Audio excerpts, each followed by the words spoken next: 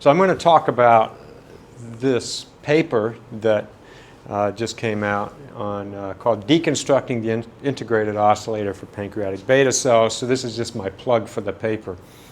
And so what I'm going to talk about today is go through a brief history of mathematical modeling of pancreatic beta cells, which I'll explain what they are in a minute, and leading up from the beginning up to the point where we are now with the so-called integrated oscillator model. And that's what this paper is. It's both a history and a sort of a demonstration of the mathematical techniques that have been used to study bursting. So the impetus for studying pancreatic beta cells is this disease that is that's bad and has been getting worse. So diabetes, and this is just showing year 1980 and up to 2014, and you can see how the proportion of people in the country have been affected by this disease. Now, by 2014, it was 8.3% of the population. In other parts of the world, it's even worse, 13.7, 8.6. But in every case, it's gotten worse over a 35-year period. And it continues to get worse. And probably everyone in here knows someone with either type 1 or type 2 diabetes. So that's what the motivation for studying pancreatic beta cells is, that they are involved in this disease.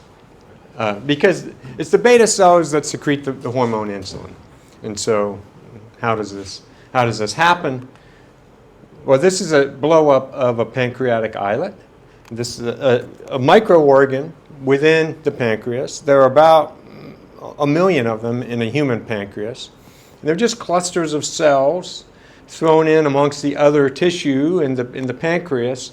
And these cells are all endocrine cells, meaning that they secrete hormones into the blood.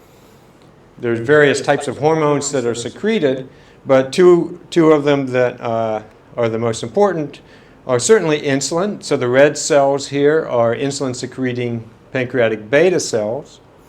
And what does the insulin do? Well, the insulin gets secreted into the blood, and then it allows downstream target tissue, such as muscle, to take up glucose from the blood. So after you've had a meal, your glucose levels go up because the food has been digested. And then to get that glucose into the cells, you need insulin. And so it's a key hormone for that. Glucagon is another hormone secreted by alpha cells in the islet. And glucagon in green here, these glucagon-secreting alpha cells, they do the opposite. They cause insulin to be stored. So they cause glucose to be stored so that when you're between meals, it can be released into the blood, and you can maintain a relatively constant blood glucose level.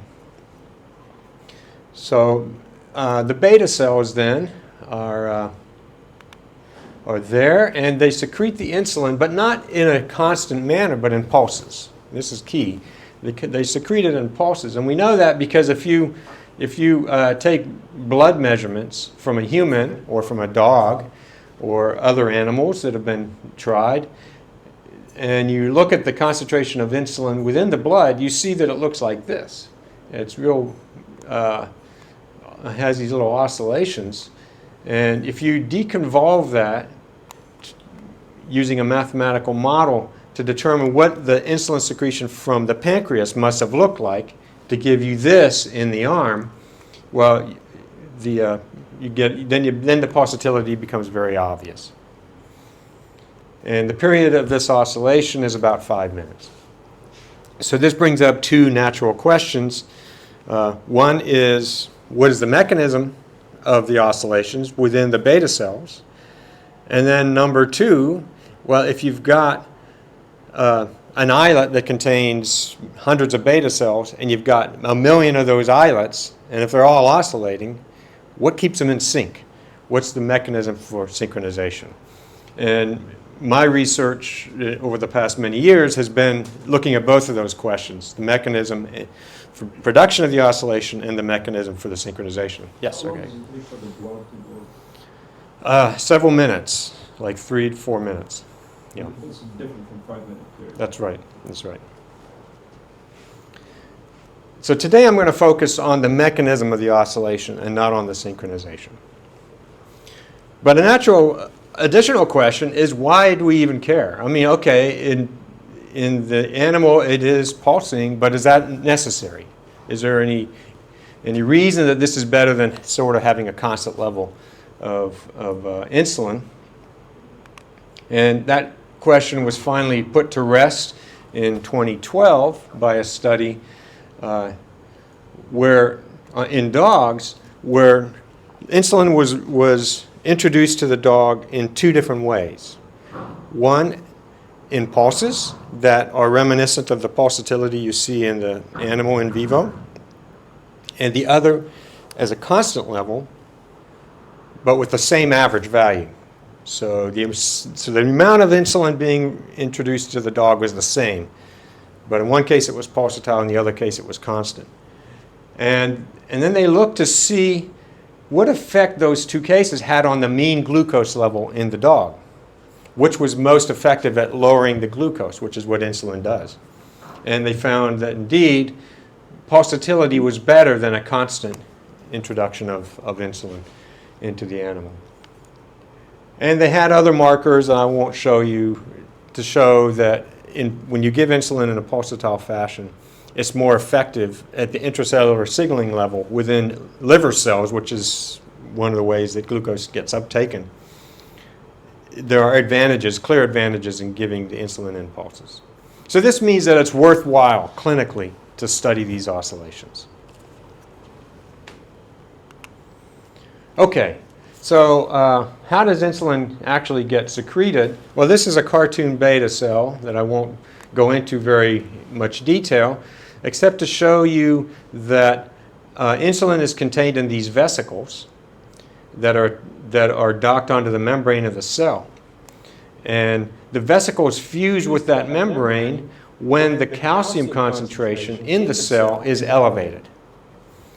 And so this is the standard method for secretion of stuff. It's the same way that neurotransmitters are secreted from synapses. It's the way that all the hormones are secreted. So you have to raise the intracellular calcium to get secretion. And how does that happen? Well, there are ion channels in the membrane of the cell that let calcium in. But they have to be activated. And how do you activate those channels? Well, you raise the electrical potential in the cell. You depolarize the cell. That causes these channels to open, raises intracellular calcium, causes insulin secretion. So these cells, because of this coupling to electrical activity, are very much like neurons. They're like spherical neurons. They have all the ion channels. They have many different types of ion channels that operate essentially the same way as they do in neurons. They just don't have the branching dendrites and axons that neurons do. Okay, so now we can ask, where does the pulsatility come from? Well, the first paper to really get at that question from a mathematical point of view was this work by Teresa Chay and Chay-Keizer back in 1983. They developed the first model for electrical oscillations and calcium oscillations in beta cells that started this field, and all subsequent models, or most subsequent models of beta cells, including my own, really got their start from this work.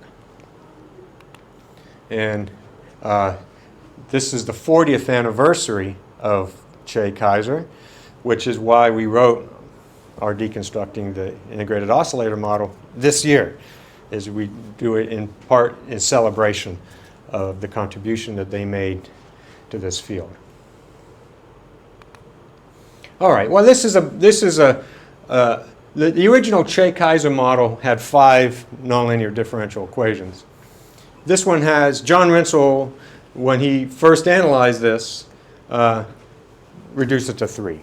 And I mentioned John Rinsel because one of the things that came out of the Chay-Keizer model was that John Rinsel developed a mathematical method to analyze that model called fast-slow analysis that we'll go through in a minute. And so he was using this Chay-Keizer model to do his analysis. But he didn't want to deal with 5 differential equations, and so he found a way to reduce it to 3, and which really is minimal. I mean, he came to the minimal model. You have a fast subsystem. The first variable is tells you the rate of change of voltage with respect to time, and it involves the sum of some ionic currents, and we don't have to be concerned with the details there. One of those currents is activated and with voltage on a kind of a slowish time scale, and so that would be the variable n. N is the probability that some potassium channels, one type of potassium channel, is open. So it has a time constant of tau n, and n infinity is some nonlinear function, which is basically just an increasing sigmoid function of voltage. So when the voltage goes up, n goes up, but not instantaneously, and it slowly rises up. And as you know, if you want to have oscillations, you have to have 2 variables. You mentioned potassium, and previously was calcium. Which one? What is it both? This is for potassium. These are for the potassium channels. And the calcium is going to come into the slow subsystem. But the calcium is here. So the calcium current is one of these, and the potassium current is one of these. The potassium, the upstroke of an action potential is due to calcium current, and the downstroke of an action potential is due to potassium current. And if you want to get oscillations in a, you know you have to have a planar system. In continuous dynamical systems, you need two variables, and so this is minimal to give you oscillations. But if you want to have the kind of oscillations that the beta cells produce, you need a 3rd variable. You need something slower. And that's the slow subsystem here, where C represents the calcium concentration inside the cell. So calcium not only causes the secretion of insulin, but calcium also acts on one of these ionic currents to affect the membrane potential.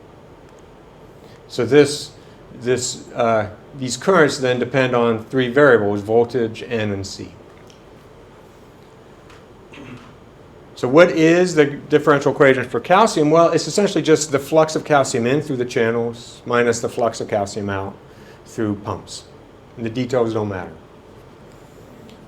But it's slow. This changes on a slower time scale than these other two, as we'll see momentarily.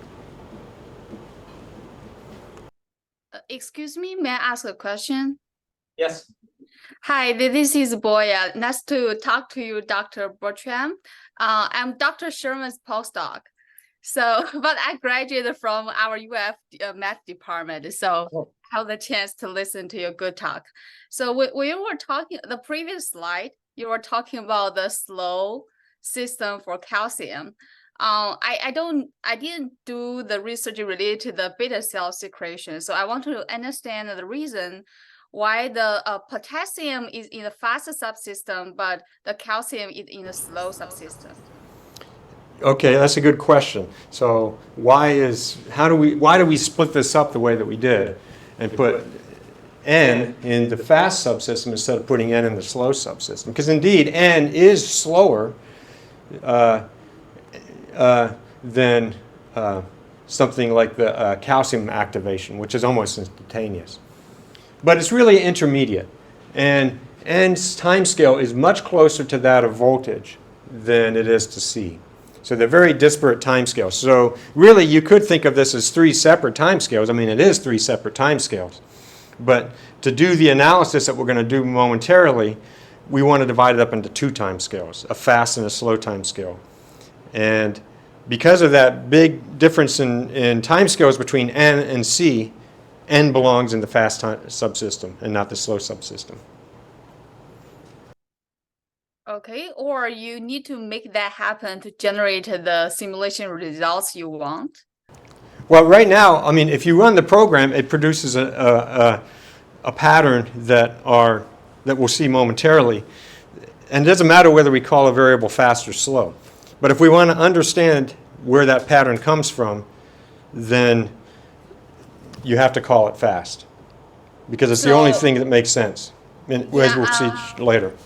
I want to know whether there are some, experimental results showing that, the calcium channel, the calcium secretion should be slower than the potassium.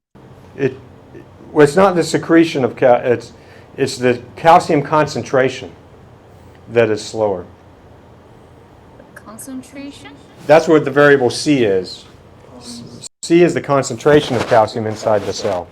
Are they both active transporters? Or one is diffusion driven, the other? No, they're both active. Well, they're both through these ion channels. Right, so Yeah, so, and the calcium, so the calcium concentration, the calcium comes in and then it binds to buffers within the cell. So the calcium concentration changes are slower than the activation of the channel.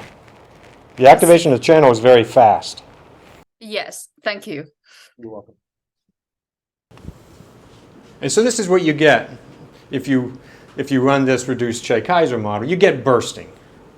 And this is what you see in beta cells when they're active. They produce bursts. So each of these black blobs here is actually an episode of electrical impulses. And they're so fast that they just look like a constant black rectangle here, but they're actually a lot of action potentials that are happening on a fast time scale. The bursts themselves happen on a slower time scale. So you see here in this picture that the period of the bursting is about 25 seconds, but the period of an action potential is much, much faster than that. And what drives these episodes of electrical activity is calcium, the slow variable calcium. So this, during an active phase of spiking, the calcium concentration builds up. And as it does so, it's acting on one type of potassium current, called the calcium-activated potassium current. And as conductance is shown in this figure, the conductance slowly rises, reflecting the slow rise of calcium. And as this conductance is rising, it's opposing the production of impulses. And eventually there's enough opposition that the impulses stop. So your burst is terminated. The voltage falls back down. You're no longer spiking. So each time you spike, you bring in calcium. Since you're no longer spiking, the calcium concentration slowly drifts down. As it does so, it's bringing down the conductance of this current. Eventually, this conductance has gotten so low that you can start spiking again. And you enter a new active phase. Yes? So this is on the time scale of seconds, so it goes up to 100 seconds, but previously you mentioned something of a period with 5 minutes. So where's... Yes, that's right, that's right. So one of the big mysteries in this field was, remember this was 1983 when this model was made. At that time there had been many, many records of electrical activity in beta cells. And they all had a period of between the bursting like this, between like 15 and 30 seconds. And these records all came from sticking electrodes into cells, so electrophysiology. Now, what's the relationship between a 15 or 20 second burst and a 5-minute oscillation in insulin? No one knew. They didn't know. They couldn't connect the pieces. But they just knew that they were bursting, so they studied the bursting. And that's what Chay and Keizer did. They were studying the bursting that they saw. Now, later on, by about the year 2000, the technology had changed, and most of the records were not from electrophysiology anymore, but they were from calcium, imaging the calcium concentration using a dye. And suddenly, the islets started to be slow bursters. And instead of a 25-second period, it was a 5-minute period. So had the islets evolved? No, the technology evolved. And so probably what happened back in the early days is that they were damaging the cells through sticking electrodes into them. So they were seeing something that was not really the in vivo type behavior. Now, I should also add to that that there are... But basically what you're saying is that these simulations are based on an imperfect data. That's right, I think. But we did a study 15 years ago, an experimental study, where we showed that if you look at mice, where these things are typically done on mice, there are some mice that produce fast oscillations just like this. That's just what they do. Take out any of their islets and they do this. They seem to be healthy. But there are other mice where you take out their islets and they're all slow, the period of 5 minutes. So there are slow mice and there are fast mice. They both seem to be healthy. No one knows whether, if you stress them with a high-fat diet, whether the fast mice would fare worse than the slow mice. That study hasn't been done. But now, so it's a very confusing thing. Were these people studying an artifact created by the electrophysiology, or were they studying fast mice? I don't know the answer. And no one seems to know the answer. And in fact, the field basically doesn't even address this question. It just changed. In the year 2000, things changed suddenly. So, but I'm assuming that the genotypes of the mice that were used in that study are known, so they can probably be reproduced. Yeah, they are, and they were the same genotype. I mean, they were the same breed of strain of mouse that was used in that study to produce both fast and slow. Different phenotypes as They well. still had different phenotypes, yeah. And it's not a range from like slow to fast. It's literally just like either in seconds or in minutes. Yeah, I mean, it's like a bimodal distribution of periods. Yeah, it's wild. I mean, you could have a whole career trying to answer that question. Why are some mice fast and some slow? And what's the behavioral ramifications of this? So we came here hoping that you'd give all the answers, but you're just giving more questions. Yeah, exactly. Exactly. Yeah, it's that way, isn't it? Yeah. But at the time, this is what islets were doing. This is what they were seeing when they looked in the literature. So one thing I want to point out is that if we think of the fast subsystem being voltage and N, which I haven't shown you, but N looks a lot like V, then it's a bistable system where you think of calcium as a parameter. Because, for example, at the same value of calcium right here, the cell can either be spiking, or for that same value of calcium, it can be at rest. So the fast subsystem is bistable in terms of calcium being the parameter.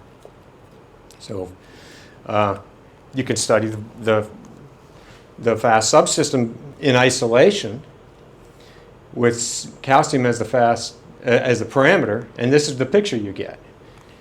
You get a couple null lines here. The solid one is voltage, the dashed one is for calcium. There's a few intersections. This is an unstable spiral up here, and there's a saddle point, and then there's a stable node at the bottom.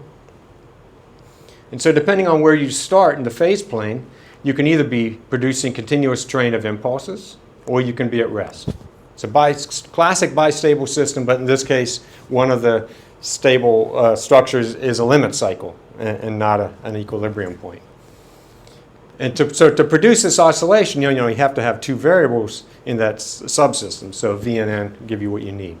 That's why I say when Rinchel did this and work initially, he knew this stuff. So he knew he had to have at least two variables in the fast subsystem. And once you've done this phase plane analysis and you understand that you can get bifurcations from this, well, you can generate a bifurcation diagram, treating calcium as the slow variable. Sort of as a parameter. It is the slow variable, but treating it as a constant parameter of your fast subsystem. So, don't worry about the fact that this is negative. This is just a math model for the moment. It can be negative in the model. And when it is, you can get an equilibrium in voltage that's stable and that's at a high value.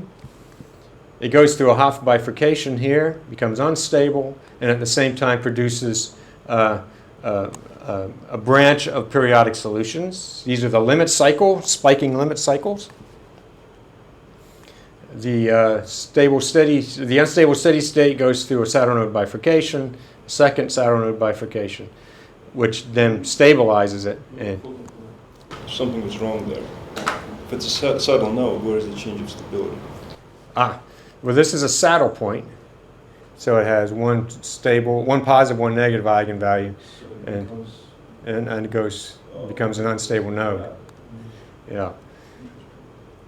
So now we have this branch of stable equilibria down here, and we also have this branch of stable limit cycles, which are the spiking solutions. And there is a region, an interval between about here, where this saddle node bifurcation is, and here. Well, what kind of bifurcation is this? It's a homoclinic bifurcation. So the limit cycle has met up with the saddle point at a homoclinic bifurcation. And now for all C values between these two bifurcation points, you've got a bistable system. Yes? Okay, I know you already mentioned that you don't have to care about the negative sign of this thing, but for me, why you want to take the negative side for it? Why not take the part that makes sense biologically? Right, yeah. I mean, the only biological meaningful part is from 0 on, right? But to get this Hopf bifurcation, you have to go to negative values. And to get this branch of periodic solutions, to create it using the continuation software that I used to make this figure, you have to have a Hopf bifurcation. Okay, it means that it can happen in, let's say, a region that actually is not well defined biologically. So if you just restrict to biologically feasible range greater or equal to 0, that means the oscillation is always there. And you want to generate this branch using the software, but you have to start where it started at a Hopf bifurcation.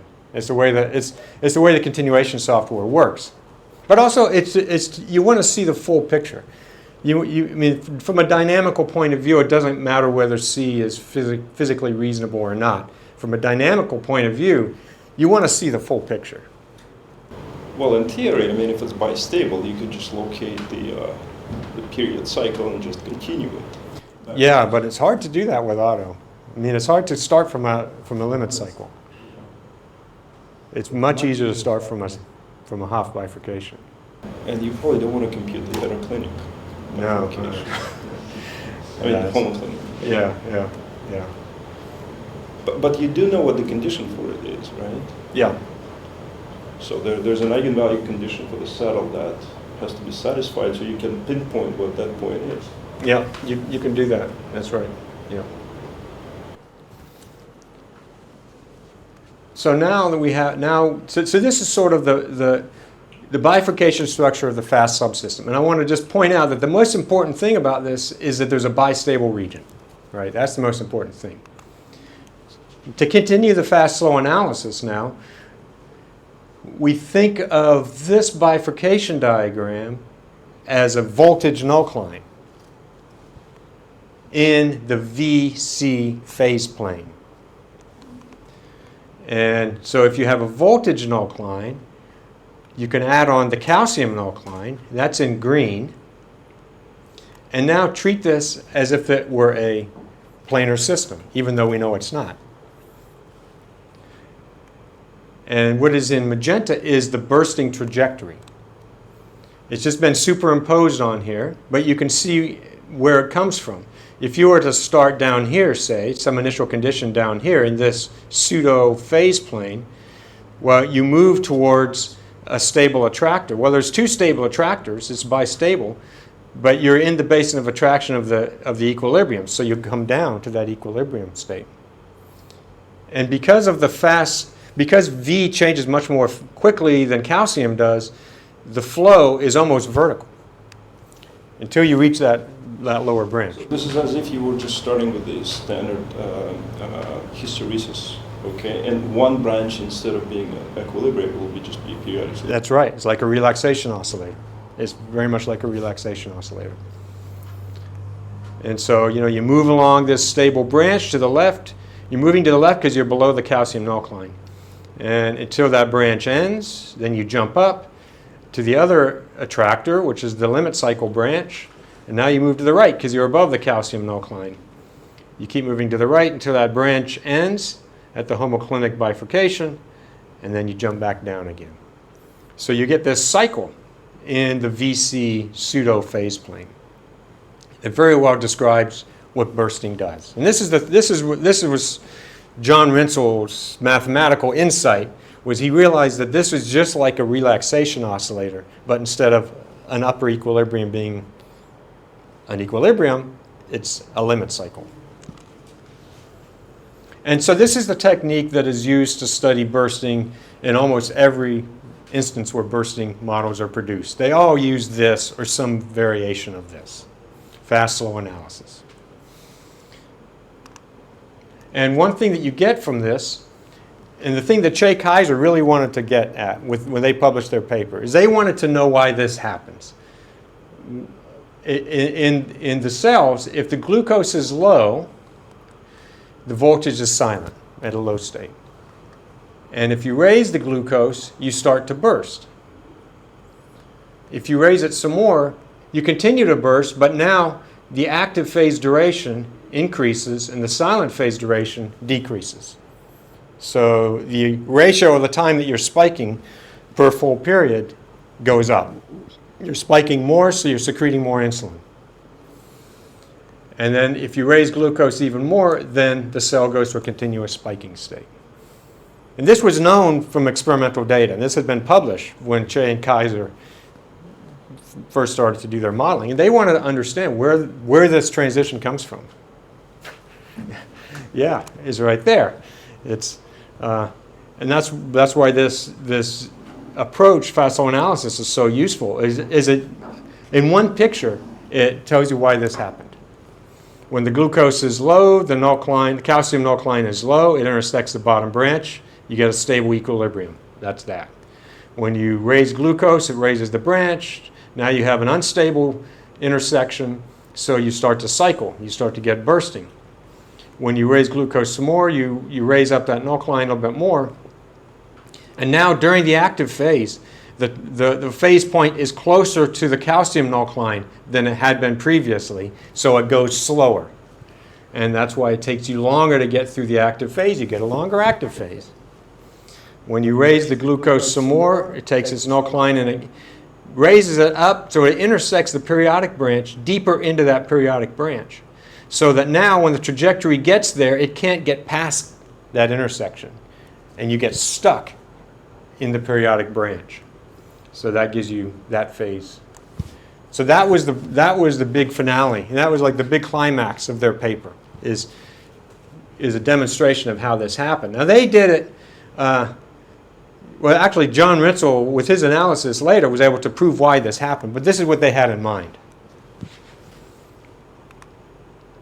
So Chay-Keizer was great for 1983. But there's several things that it couldn't reproduce. And one of them is this data, which was actually published in 1982, showing this very irregular type of bursting, but really not all that irregular. What seems to be happening here is that you get a period where the active phase duration gets bigger and bigger and bigger, and then it gets smaller, and then you go to silence, and then you repeat. Bursting with small active phase, get bigger and bigger and bigger, then it gets smaller, and then you crash again. So it looks like there's some sort of a slow wave underlying this. And here it is. We call that compound bursting. Here's another example of compound bursting.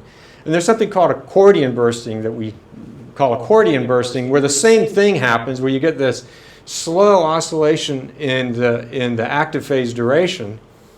But in this case, you never stop. You never have these long silent phases.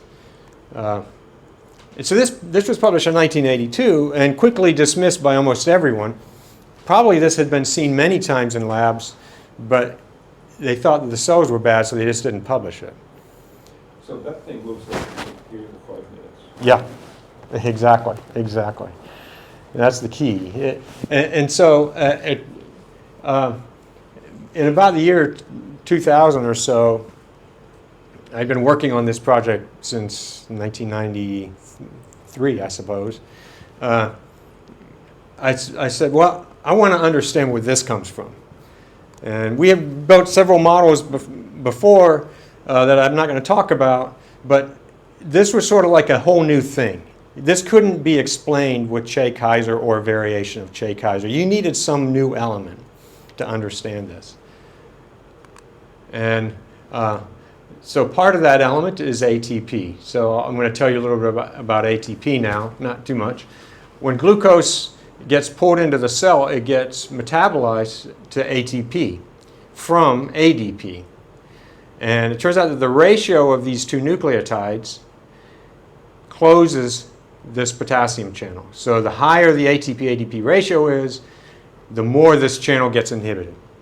And this is the way that the beta cell transduces glucose to insulin. When glucose is high, the ratio here is high, it closes that channel, and so the activity goes up, and you get more insulin secretion. But what if ATP-ADP is oscillating? Well, that's going to affect the electrical activity through its actions on this channel. And in Chay-Keizer model, that was not considered because they didn't know about ATP, these channels yet. They hadn't been discovered. So it turns out that ATP-ADP can oscillate independently. They can be an intrinsic oscillator. And this is shown here in yeast where they just have glycolysis. And they get these oscillations and metabolism that will last for hours. This is 11 hours. It just goes on and on and on. So there's some intrinsic mechanism for creating oscillations in glycolysis. And it's through this enzyme called PFK. Well, it turns out the beta cells have PFK. And there's some evidence that can produce intrinsic oscillations. So here's our model for those oscillations, the PFK enzyme. It just has two variables, one for the substrate, F6P, one for the product, FBP, the substrate and product of that enzyme. And you can get these oscillations, period of 5 minutes. Here's just the phase plane. You see there's a couple of nuclines. They intersect on the middle branch of the cubic nucline and give you an unstable equilibrium, and you get this slow oscillation. So what if you take this intrinsic oscillator and you hook it into the beta cell model, where the coupling is through that KATP channel that was discovered in 1985. Well, that's what's happening here. The oscillations in this ratio are going to act on this channel and to produce these slow rhythm within the beta cells. And that gives you the integrated oscillator model. So the integrated oscillator model, here's the glycolytic oscillations, the intrinsic oscillations in glycolysis. And every time you have one of these oscillations, every time you have a pulse of FBP, you get an episode of bursts. And then between pulses, the bursting stops. So this is compound bursting. Richard, is it fair to say that basically what you do is you add components to your state space which artificially accelerate one of the time scales in the previous model? Or slow them down, either way? I don't think I wouldn't put it that way. I would say we've added a component that acts on a separate current that can then move the bifurcation diagram around. Oh. Thank you. And so depending upon the conductance of this current, which is a parameter in the model, you can either get compound bursting, or if you make the conductance smaller, you get accordion bursting. And the only difference really is that in this case, that KATP current is strong enough to stop the spiking from happening. And in this case, it's not strong enough. So you get accordion bursting. And I should also say that since the early 2000s, this is seen a lot in the literature. So those crazy recordings from 1982 were freaks of nature at the time, but now they're like normal. That's just what happens. And so, and you can see here that this has the right period for insulin oscillation. So finally, we've gotten to a point where our electrical oscillator is matched up with our insulin oscillations. And so now we're really studying insulin secretion, periodicity, and not just sort of these faster oscillations. And so we think now that most oscillations that are produced in islets either look like this or look like this. These are slow oscillations. Here, in this case, they're like 2.5 minute period. And they can also be produced by the integrated oscillator model. But the mechanism for the oscillations is a little bit different. It's no longer an intrinsic oscillation in glycolysis. It's the fact that every time the calcium is high inside the cell during a burst, it needs to get pumped out. And the energy required to do that comes from ATP. And so the ATP level falls during each active phase of the burst. And then between bursts, well, you no longer have as much calcium in the cell, so the pumps don't work as hard. They don't use up as much ATP, so ATP goes up. And so you get an oscillation in ATP, just like you did before, but through a different mechanism. And this is one of the complicating factors of my life as I've been working on this integrated oscillator model, is we have multiple overlapping mechanisms for oscillations. And then the trick is to figure out which one is on under a certain condition and which one is on under a different condition. And how can you tell the difference? But anyway, the integrated oscillator model can produce this as well as can produce this. Now this one requires intrinsic oscillations in the glycolytic oscillator. This one, we call them passive oscillations in metabolism to give you the slow bursting. Okay, so now we can think of this in terms of these two bars. There's a glycolytic oscillator and there's an electrical oscillator. The glycolytic oscillator can be off and in a low state. It can be off and in a high state, or it can be oscillating. And there's thresholds, a lower threshold and an upper threshold. So as you increase glucose, you can go from off to oscillating to high and off. Same thing goes with the electrical oscillator. The electrical oscillator is basically Chay-Keizer. Bursting produced the same way that Chay-Keizer had in mind. And it can be off. It can be off high, it can be off low, or it can be oscillating, and oscillating means bursting. So now, depending upon how you line these things up, you can get different behaviors, right? So, for example, if they're lined up this way, and if glucose is at this level, well, then your glycolytic oscillator is off, your electrical oscillator is on, so you get fast bursting, as they saw during the 1980s, and as you still see in fast mice.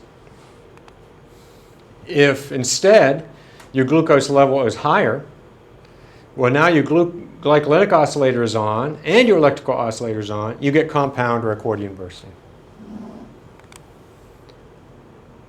Or if your situation is like this, now there's been a switch here. I've taken these thresholds in the glycolytic oscillator and I moved them to the left.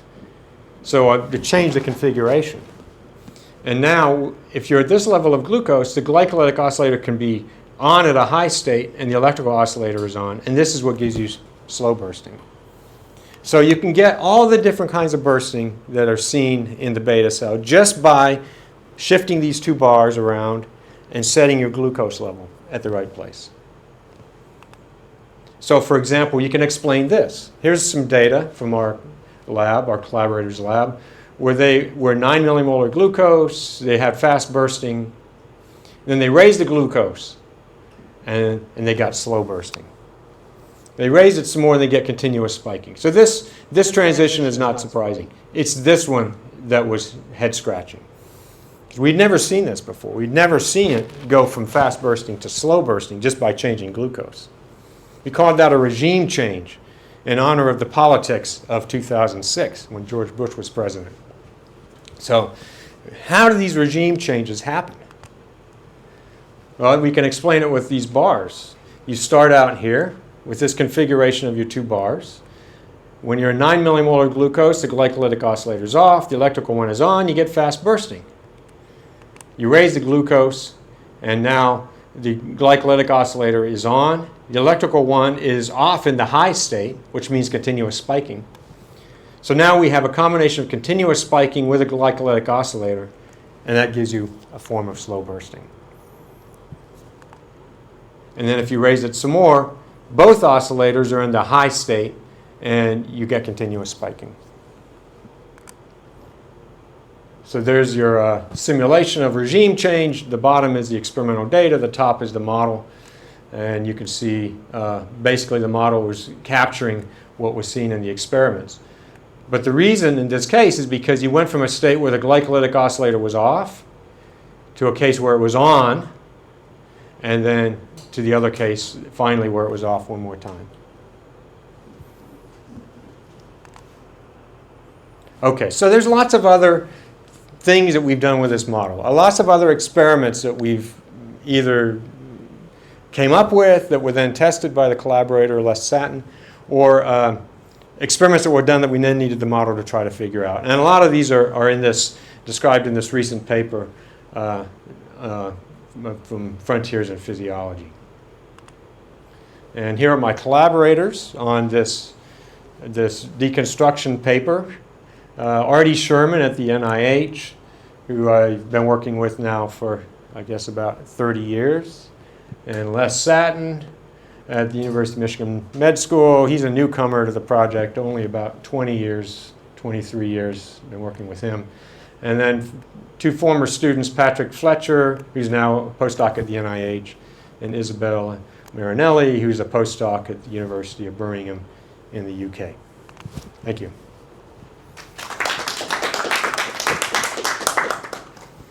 Any other questions for our speaker? I think we had a lot of good ones throughout. Can I ask one more, maybe?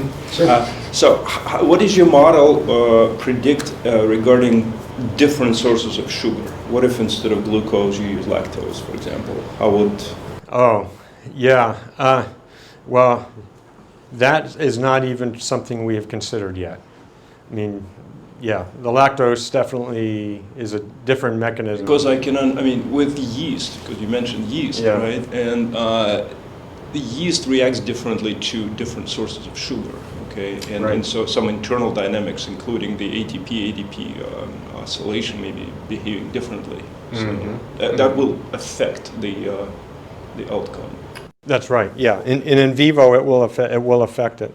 So I mean, if you work with the experimentalists, and you may suggest to them that it would be something to try. Yeah. Well, you know, most of these data that we've been using over the years has been from in vitro, and sort of the standard thing is to change the glucose level. It's not the standard thing. In fact, I've almost never seen changing, you know, situations where they work with other, because there are other things besides lactose. There's also it's a natural question even for, you know, the medical applications, yeah. Because so many people now use sugar substitutes. How does that affect this cycle? Yeah, no, you're absolutely right. And metabolism is a big part of how beta cells work, because typically metabolism in a cell just keeps the cell alive. It makes the ATP the cell needs to work. But in beta cells, it's part of the signaling pathway. And things like lactose, amino acids, they all affect metabolism. It's very complicated. And we even have multiple levels of description of metabolism used in our different models, because sometimes we don't want to think about amino acids and the citric acid cycle and so forth. Sometimes we do need to think about it. And so we have like 5 or 6 variations of this model that we use now. We give them numbers: IOM 1.0, IOM 1.5, 2.0, 2.5. They all have just various descriptions of metabolism and electrical currents and that sort of thing. They're very complicated cells, and you're right. This is central to how animals digest and utilize food. So there's no doubt that it's very complicated, and you have to have alternatives to glucose, like lactose, because they're used in the body. Or fructose. Yeah, or fructose. That's right. Yeah. Anyone else? I have one question. Oh, I can wait. Oh, okay, please. Okay. I'm really happy that I can listen to such a review. I mean, I was completely new to the field. I mean, about the beta cell secretion. The first question I want to ask is, you talked about the point of view from mathematics. So I'm wondering Yeah. what your work can benefit in the clinical setting. For example, the potential clinical applications. Yeah, right. Well, the clinical world seems to be in a very different place from the basic research on pancreatic islets. I mean, all of this stuff is clinically relevant, and I think. And another thing I didn't mention was that these oscillations, these intrinsic oscillations in metabolism that we think is responsible for compound bursting, we think that that's what happens when you're in a fasting state between meals. Because between meals, you're not secreting nearly as much insulin, but you're still secreting insulin. I keep looking at my computer, but I don't know why. Between meals, you're still secreting insulin, and you still see pulses, but they're small pulses. Well, in that case, there's no electrical activity. So the mechanism for pulsatility in higher glucose, like after a meal, is different from the mechanism for pulsatility in low glucose, like between meals. And what is that mechanism for oscillations? We think it's this intrinsic metabolic oscillator. And right now we're at the point of trying to prove that experimentally. We're doing studies of beta cells at low glucose, in fasting level glucose, to see if they support our suggestion that these glycolytic oscillations are important for fasting glucose levels. And so the clinical ramifications there are, what makes what is the mechanism for these oscillations? Because they're still important, even though they're small oscillations. Their effect on the liver is still presumably important to have oscillations at fasting glucose levels. So that's a clinical result. But first we have to prove that they are actually due to intrinsic metabolic oscillations, which we're trying to do at the moment. Yeah, that's important too. I asked this question because I was thinking of the impaired first phase secretion.